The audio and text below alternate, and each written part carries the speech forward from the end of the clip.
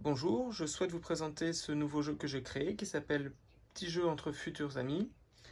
J'ai conçu ce jeu en partant du postulat que lorsque nous recevons des personnes à la maison, à dîner par exemple, pour la ou les premières fois, nous passons généralement la soirée à discuter pour nous découvrir et apprendre à nous connaître, avec parfois des moments de blanc dans la conversation plus ou moins gênants en fonction des personnes. Et nous ne proposons généralement jamais à nos invités de faire un jeu de société car nous ne nous connaissons pas encore. Et si nous faisons un jeu, en fonction du jeu, soit nous ne parlerions pas, soit nous parlerions à propos de la partie en cours, mais nous ne ferions donc pas connaissance avec les personnes que nous avons chez nous. J'ai donc cherché un jeu de société qui permette de faire vraiment connaissance avec nos nouveaux et futurs amis, et j'en ai trouvé aucun qui correspondait exactement à mes attentes. Je l'ai donc créé, et je vais vous le présenter. Ce jeu peut aussi se jouer en couple ou avec des amis de longue date. Nous découvrons à chaque partie de nouvelles choses sur les personnes avec qui on joue. Le contenu de la boîte. Donc, ce que vous voyez à présent, c'est la boîte. Dans la boîte, il y a évidemment les règles du jeu.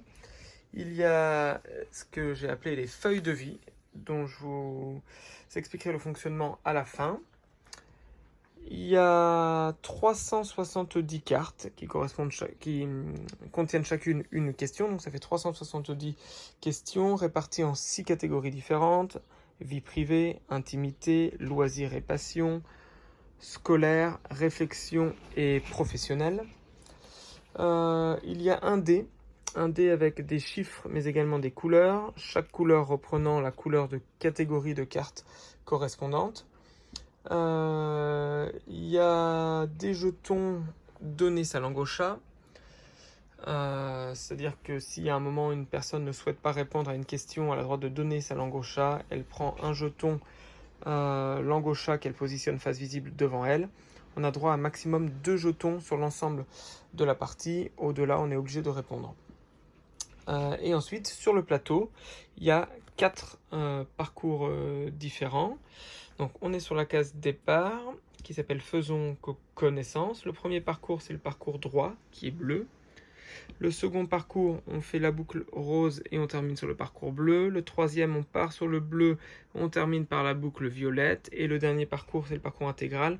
On enchaîne la boucle rose, la boucle violette jusqu'à la case d'arrivée qui s'appelle Ravi de te connaître. Et enfin, pour avancer, évoluer sur le plateau, c'est un pion qui, pour moi, en fait, à la base, c'est censé être un cœur sculpté en 3D dans du bois. Et pour moi, c'est le symbole de l'amitié. La différence entre les 4 parcours, c'est le nombre de cases ordinaires qui sont vides et le nombre de cases spéciales qui comportent des étoiles ou un chronomètre comme ici, dont je vous définirai les fonctions de chacune ensuite. Le fonctionnement du jeu. Donc, les joueurs décident du parcours qu'ils vont emprunter. À titre d'exemple, une partie à 4 joueurs peut varier de 1 à 2 heures en fonction du parcours choisi. Le joueur qui fait le plus petit chiffre au lancer du dé débute la partie. Il avance le pion d'amitié d'une case. Il jette le dé et il prend une carte correspondante à la couleur du dé. En l'occurrence, une carte catégorie scolaire. Il lit donc la question à l'ensemble des autres joueurs. Quelle année scolaire t'a marqué le plus et pourquoi? Et chaque joueur, en sens horaire, va répondre à cette question. Et le joueur qui a jeté le dé termine lui aussi le tour en répondant lui-même à la question. Les questions sont strictement liées et limitées au thème auquel elles correspondent, c'est-à-dire dans la vie privée, il n'y aura rien qui va déborder sur le scolaire ou sur le professionnel. Dans la catégorie scolaire, on ne parlera pas de travail, enfin voilà, vraiment.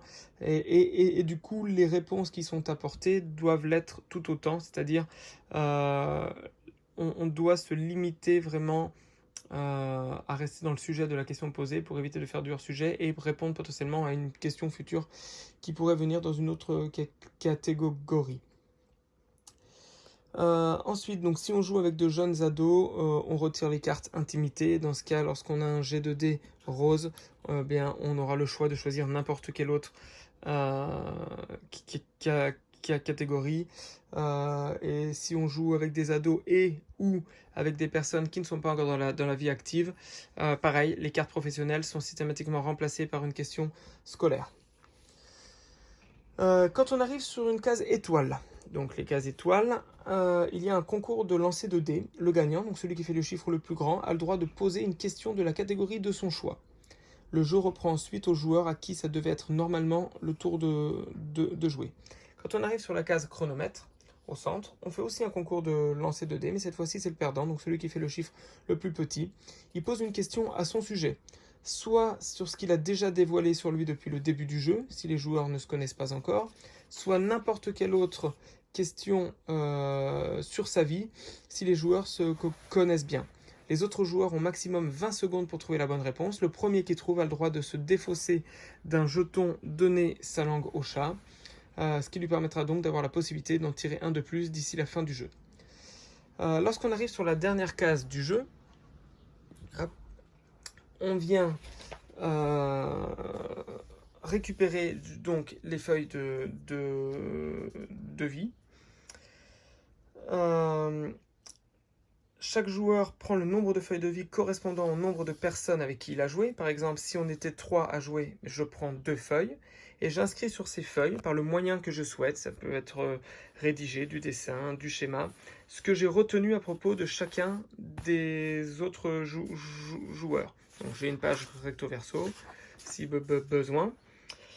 Lorsque j'ai terminé, je remets la feuille de vie que j'ai complétée aux joueurs concernés afin que ceux-ci m'attribuent une note et s'ils le souhaitent une appréciation quant à la précision des informations que j'ai retenues à leur sujet et ils me rendent les feuilles. Ensuite, chaque joueur additionne donc les notes qu'il a reçues et celui qui a le résultat le plus élevé remporte la partie car il a été le plus assidu à la découverte de ses amis. Voilà, j'espère que cette idée, cette présentation vous a plu et je reste à votre disposition pour échanger. Merci.